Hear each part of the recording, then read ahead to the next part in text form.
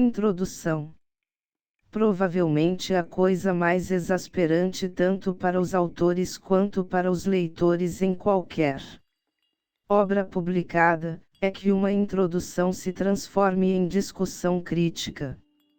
O prefácio é a parte em que os autores podem expressar livremente as suas opiniões sobre quaisquer assuntos irritantes propostos pelos editores, e o epílogo é a parte em que podem fazer uma observação final aos leitores. Os críticos deveriam ficar fora disso e ir cantar em outra freguesia. Uma introdução, mormente quando escrita por uma pessoa que não seja o autor, ou autores, deveria, pelo menos na minha opinião, oferecer apenas alguma tentativa de acrescentamento do tema geral do livro, trazendo-lhe, talvez, observações pertinentes e suplementares, visto que, numa introdução, se pode dizer muita coisa que os autores não puderam dizer ou não se permitiu que dissessem no corpo do texto. Por isso mesmo, passarei a oferecer algumas dessas observações complementares, e talvez importantes, para a possível edificação dos leitores. Em primeiro lugar, é preciso que fique claramente entendido que este livro não tem relação alguma com o que quer que seja psíquico. O emprego dessa palavra no título deveria antes significar assuntos que aprendemos a chamar psíquicos. Não obstante, a escolha do título é perfeitamente legítima, por dois motivos. Primeiro, atrairá grande número de leitores que, de outro modo, nem sequer olhariam para ele, e, segundo, porque pode prestar excelente serviço esclarecendo toda essa absurda confusão semântica. Comecemos consultando os dicionários, que são sempre o melhor ponto de partida quando se trata de alguma coisa a cujo respeito podem surgir dúvidas semânticas, e como este é um livro norte-americano, começaremos compulsando primeiro o bom e velho Webster. Nele encontramos a palavra psíquico assim definida. 1. Da ou relativo à psique. Algumas linhas atrás encontramos a palavra psique definida como a formosa princesa da mitologia clássica, amada por Cupido. B. Alma, eu, também mente. Em seguida, Webster continua definindo psíquico. 2. Que está fora da esfera da ciência ou dos conhecimentos físicos, imaterial, moral ou espiritual em sua origem ou força. 3. Sensível a forças e influências não físicas ou sobrenaturais. O grifo é meu. O dicionário de Oxford, mais simples e mais direto, é muito mais sucinto. Diz apenas, força não física que, segundo se presume, explica os fenômenos espiritualísticos. Primeiro que tudo, tentemos deslindar a semântica. O leitor notará que a mente, a moral, o sobrenatural, o espiritual e até o espiritualístico, que é uma coisa inteiramente diversa do que a maioria dos dicionários esclarece, são envolvidos no assunto. Entretanto, não se faz menção alguma das duas epígrafes sob as quais esses assuntos são comum e popularmente classificados em nossa língua, a saber, misticismo ou o oculto asterisco. Portanto, muito bem, o psíquico se refere à mente, à alma, à moral, ao sobrenatural, seja isso o que for, aos assuntos espirituais e religiosos, e ao espiritualístico significando, como se deve presumir, o espiritualismo, o espiritismo e o animismo parecem ter sido ignorados. Ora, se não podemos confiar nos dicionários, em que podemos confiar nesta época moderna, complexa, tecnológica, que se baseia principalmente na comunicação, a qual, por sua vez, se baseia na semântica. O único meio de comunicação precisa que possuímos funda-se na fala, na palavra escrita, ou na interpretação binomial. Que delas faz o computador? Refiro-me à comunicação factual e não aos meios emocionais, como o sexo, a música, a dança e outras artes.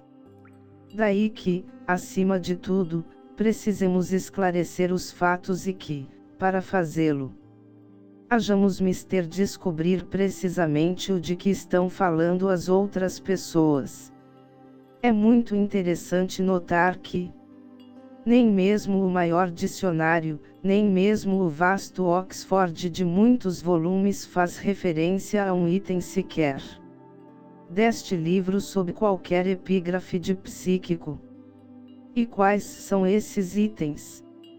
Numa rápida enumeração, encontramos os seguintes: telepatia mental, hipnotismo, cura pela fé, precognição, psicocinesia, horas em torno de plantas e animais, controle do cérebro, vigilância da mente, astrologia, levitação, visão sem vista, isto é, sem olhos, rabdomancia, acupuntura, feitiçaria, profecia, alquimia, psicotrônica, e o que ingenuamente denominamos ESP, percepção extrasensorial.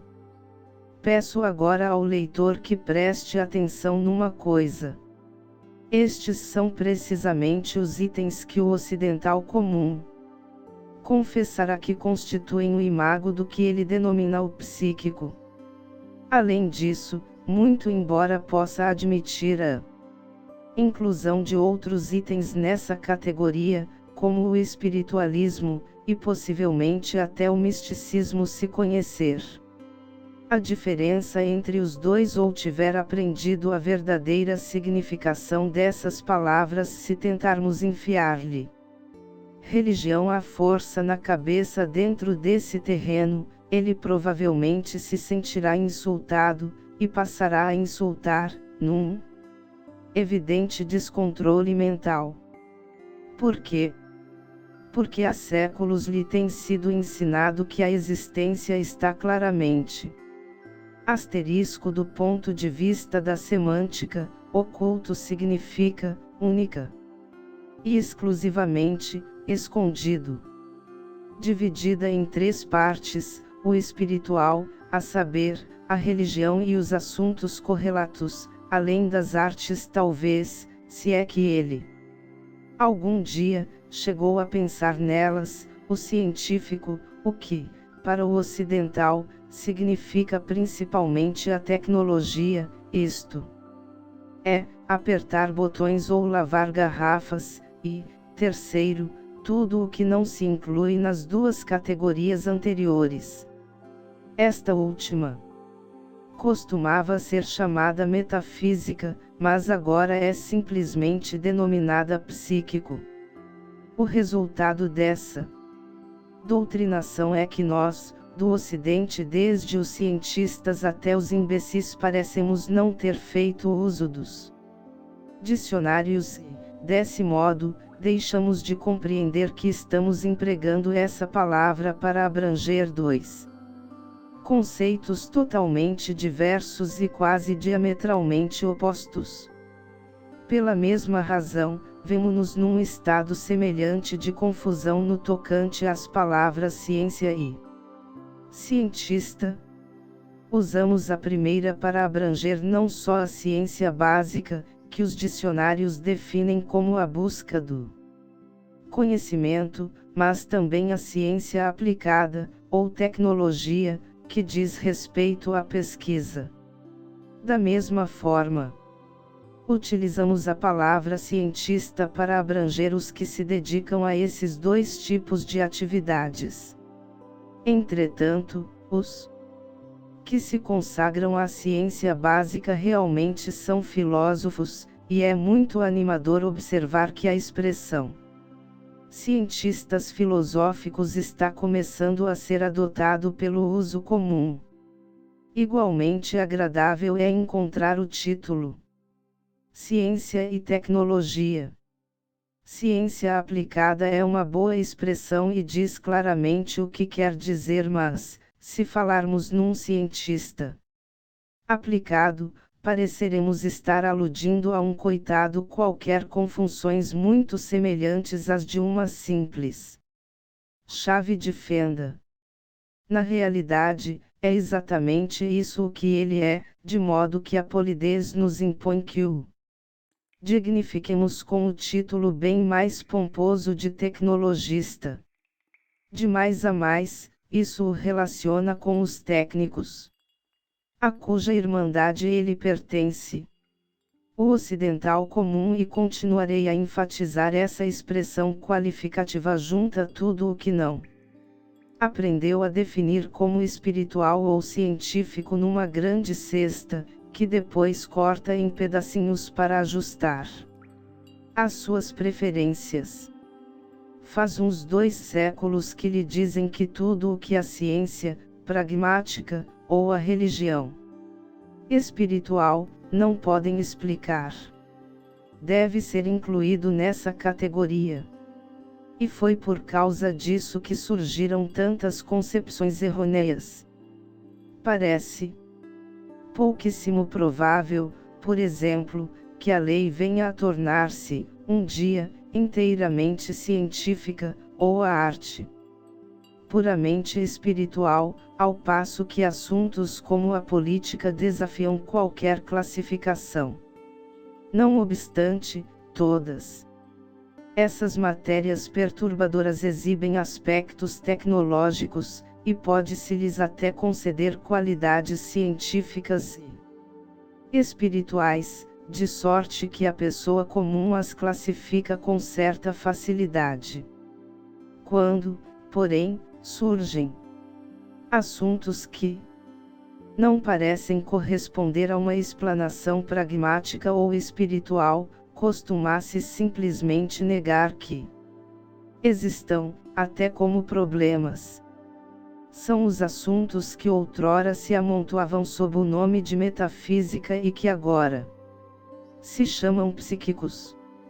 A velha metafísica que, a propósito, significava apenas as coisas não tratadas pela chamada física aristotélica, também se divide claramente em 2 partes distintas, uma criptofísica e outra criptoespiritual. Cripto quer dizer simplesmente oculto, em outras palavras, os itens que ainda não foram compreendidos nem explicados satisfatoriamente para a nossa lógica atual. Conquanto ninguém possa negar a existência da segunda categoria, esses assuntos ainda não pertencem ao domínio do que chamamos ciência, mas à religião e ao misticismo. Todos os que se incluem na primeira categoria, por outro lado, positivamente não podem ser negados e são incluídos nesse domínio. E é precisamente disso que trata este livro. Diferentes do que os dicionários classificam como psíquico, e diametralmente opostos a ele, todos os itens discutidos neste livro são, em todos os sentidos, não somente suscetíveis de observação científica, mas também de investigação tecnológica. E o que é mais, os mencionados itens, como se vê por este livro, foram assim investigados na chamada Zona Russa. Mas nós, do Ocidente, ainda não compreendemos esse fato. Os nossos cientistas e tecnologistas oficiais sabem disso há muito tempo, mas o público, de um modo geral, não sabe, e a imprensa e os demais publicistas simplesmente se recusam a acreditar e persistem em referir os fatos correlatos em tom maldoso e faceto. Se isto se faz em decorrência de instruções especiais, como tantos afirmam, ou se deve apenas à falta de instrução, ninguém sabe. O resultado, contudo, tem sido uma cristalização dessa estúpida atitude e o envolvimento de toda a nossa concepção numa espécie de carapaça protetora de descrença. De mais a mais, o pior aspecto dessa estupidez de massa, ou de mentira deliberada, é a inclusão desses assuntos no que os dicionários definem como o psíquico. A principal dificuldade, naturalmente, como eu disse no princípio, reside em que não temos uma palavra que todos aceitem para designar essa classe de assuntos, se bem que, na verdade, tenhamos uma excelente que, infelizmente, ainda não foi dicionarizada. A palavra, naturalmente, é fortiana, mas não direi mais nada sobre o assunto por enquanto. Deveríamos, antes, elucidar outro aspecto de toda essa história, que é igualmente pertinente, a saber, onde foram levadas a efeito as pesquisas das autoras. Este é o novo conceito de Ocidente, hoje tão querido dos autores políticos. A despeito do seu emprego quase universal, também não obteve ingresso nos dicionários, embora nem os estudiosos dos assuntos internacionais pareçam ter a mais remota noção de como definir geograficamente o termo. O mundo dos homens está hoje dividido em 8 blocos principais. Esses blocos são basicamente geográficos, mas a vasta maioria dos habitantes humanos de cada um deles forma uma compacta maioria étnica. Esses blocos são: 1. Eurásia Ocidental mais a América do Norte, 2. Eurásia Oriental, ou seja, o domínio eslavo, mais a Sibéria, 3. Oriente Próximo, que é o mundo muçulmano, do Marrocos ao Paquistão Ocidental, que limita ao norte com a fronteira eslava e ao sul com o bloco etíope, 4. Oriente Médio, ou o subcontinente da Índia, 5. Extremo Oriente, que é tudo o que fica a leste da grande dobra mongólica, que corre a nordeste da região de Pamir até o Amur, juntamente com a Indochina, a Indonésia e a Micronígia, 6. Austrália, com a Papuásia e a Polinésia, 7. América Latina, ao sul do Rio Grande, e 8. África Etíope. Está visto que existe um sem número de grupos humanos minoritários em cada bloco, ao passo que as populações indígenas de 2 deles, América do Norte e Austrália, estão agora quase completamente extintas. E interessante notar que os ameríndios aborígenes da América Latina exerceram profundíssima influência sobre os europeus que foram para os seus países, e que os australianos estão começando a mostrar uma distinção digna de nota, que se diria derivada, de algum modo misterioso, dos seus aborígenes em vias de desaparecimento. Cada um desses 8 blocos principais possui um enfoque global da vida que é hoje inteiramente distinto, e cada qual parece olhar para o seu mundo, o mundo em geral, e a vida como um todo, de maneira notavelmente diferente. Além disso, há outra coisa. Existe realmente um oeste ocidental, um oeste central e um oeste oriental, em que a América do Norte, excetuando-se o fato de ter a mesma língua de um país do oeste central, isto é, o Reino Unido, ou Grã-Bretanha, difere tanto do oeste central em sua concepção quanto esse bloco difere do Oeste Oriental. Pondo-se de lado a política e a religião, os três Oestes, que são a América do Norte, a Europa Ocidental e a Europa Eslova, ou Oriental, formam um bloco cultural composto, apesar das suas diferenças internas. Com efeito, como os três já estão na mesma cama, bem é que se decidam a deitar nela. Se as autoras deste livro tivessem visitado qualquer bloco que não fosse o eslavo, é bem possível que não houvessem escrito livro nenhum, pela simples razão de que só naquela esfera cientistas e tecnologistas abordarão esses assuntos da maneira descrita neste livro. Até os australianos, que são caucasoides, têm um enfoque totalmente diverso, como acontece com os latino-americanos. Entre estes últimos existem hoje muitos estudiosos brilhantes que trabalham nesse campo, mas cuja abordagem sofreu, talvez naturalmente, a poderosa influência da maioria racial das suas populações, que ainda é ameríndia, uma raça que, excluídas as barreiras linguísticas ainda existentes, são mentalmente quase incompreensíveis para qualquer ocidental. A África etíope aborda essas questões de outra forma ainda e também possui uma cultura incrivelmente antiga que, em sua maior parte, representa um mistério para os ocidentais.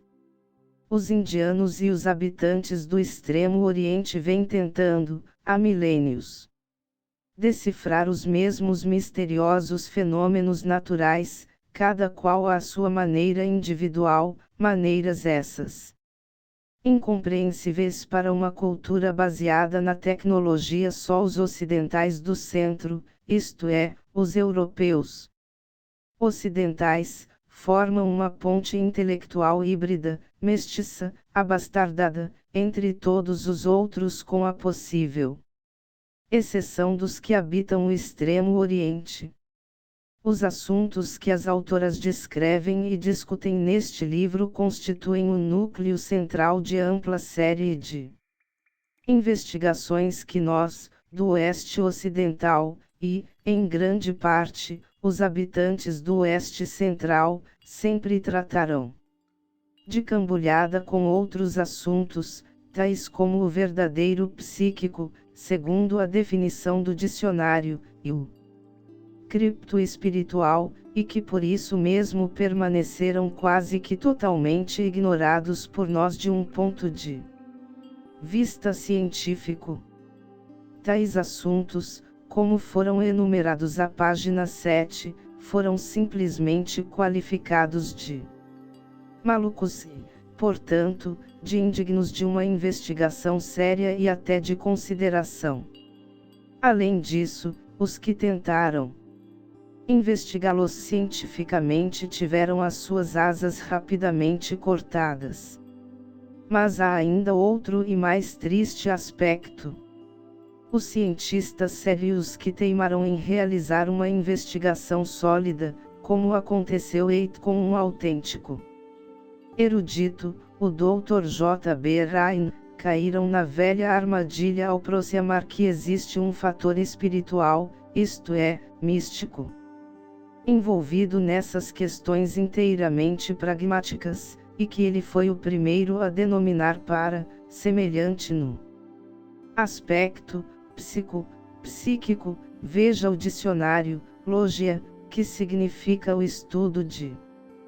Poderia alguma coisa ser mais mal escolhida? Paranormal, se quisesse, mas por que equiparar esses descobrimentos com a psicologia, que não é uma ciência e talvez nem exista realmente per si, visto que não passa de tateios nos campos da etologia, do behaviorismo e dos processos mentais químico-físicos? O que os inventors dessa palavra queriam dizer realmente? Era parafísica, e se esta designação tivesse sido adotada desde o princípio, ter-se-ia eliminado o estigma dessa maldita palavra psico, e é possível que se houvesse iniciado alguma verdadeira investigação científica.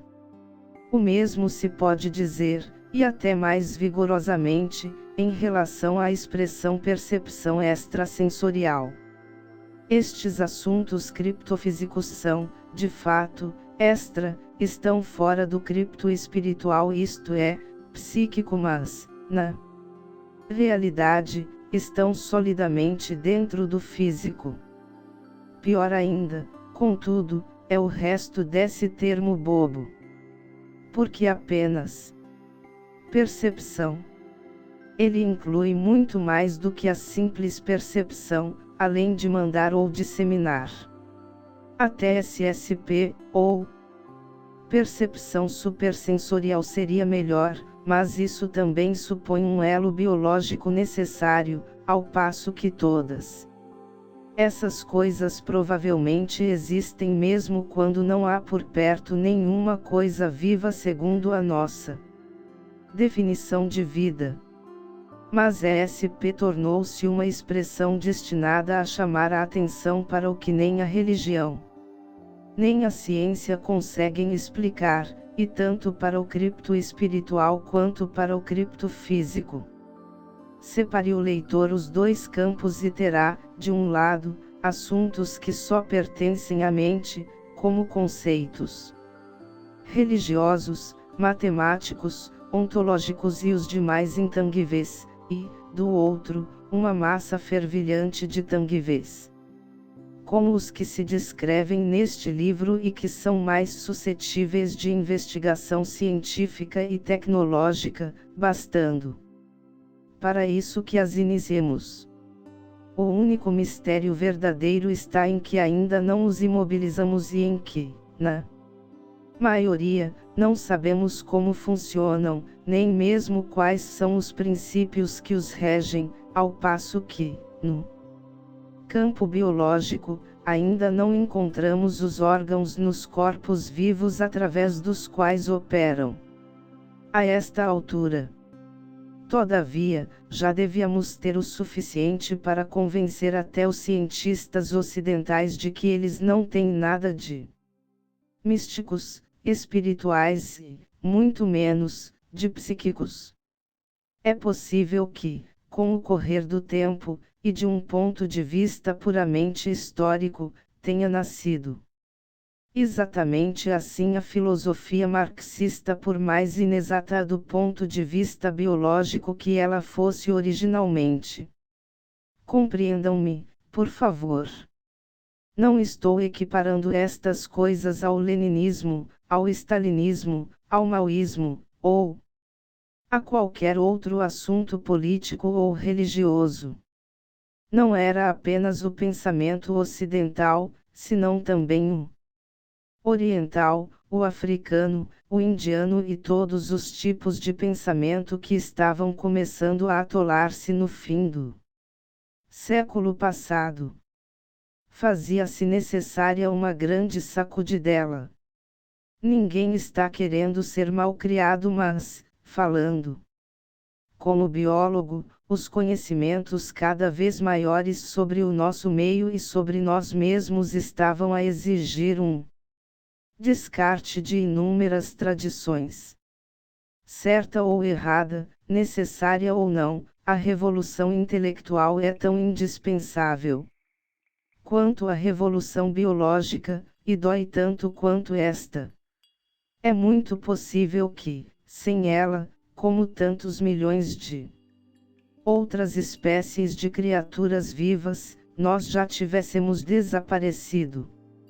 Seja qual for a natureza destas considerações, o que quero dizer é que, em resultado do clima intelectual do seu bloco, os eslavos do Ocidente Oriental encararam Forteana de maneira completamente diferente de nós, do Ocidente Ocidental, e os resultados, como se descrevem neste livro, serão provavelmente chocantes para todos. os leitores do Ocidente Ocidental, e talvez capazes de abalar também alguns leitores do Ocidente Central.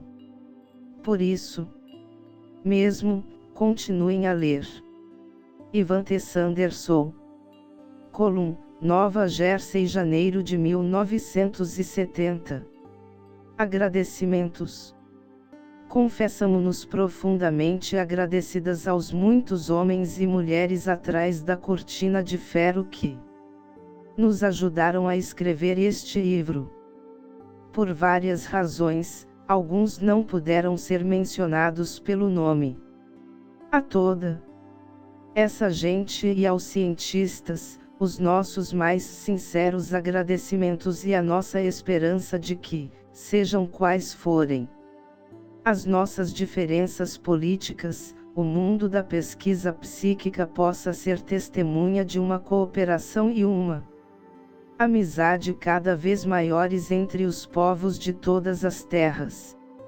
No Ocidente, endereçamos os nossos agradecimentos especiais a Francis e John Adler, Jim Beal, John Katin, Nick Denaloff, Douglas Dean, Marjorie e George de Lauar, Joan e Joe Foley, Aileen Garret, Jaroslav Rosek, R. George Medhast, Dr. Carles Assis, Amanda e George Astrender, Pat e Robert Pfeiffer, Dr. J. G. Pratt, Dr. J. B. Rain e a Doutora Luisa Rain, Dr. Milan R. Y. Zeli, Dr. Ivan T. Sanderson, Grace e Raymond Schroeder.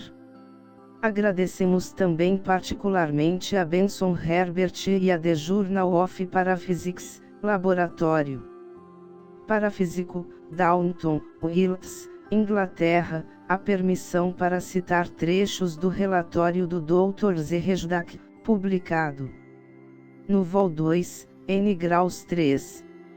Nota: algumas cidades do mundo comunista em que se realizam pesquisas sobre fenômenos PSE e fenômenos correlatos. Muitas das principais cidades têm mais de um grupo de parapsicologia.